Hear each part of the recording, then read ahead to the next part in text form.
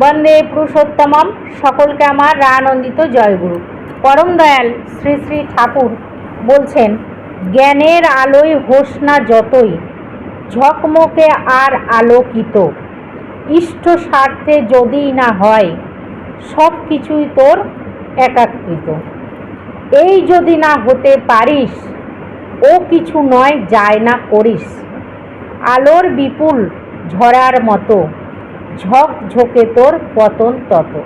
তাহলে শ্রী শ্রী ঠাকুর কি বলছেন, যে আমাদের জ্ঞান, ধন, সম্পত্তি যাই থাকুক না কেন, আমাদের কাজ যদি ইষ্ট স্বার্থে না হয় তাহলে আমাদের পতন নিশ্চয়।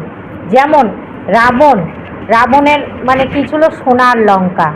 তিনি জ্ঞানীও ছিল, কিন্তু তার মধ্যে অহংকার ছিল, আর ইষ্ট স্বার্থ তার মধ্যে ছিল না, তার পতন সেই জন্য হয়েছিল। যেমন দুর্যোধনেরও তাই পতন হয়েছিল।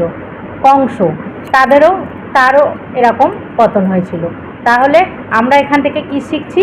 আমাদের জ্ঞান গম্য যাই থাকুক না কেন, ধন সম্পত্তি যাই থাকুক, আমাদের ইষ্ট স্বার্থ যদি না হয় তাহলে আমাদের পতন নিশ্চয়ই। জয় গুরু। বন্দে পুরুষোত্তম।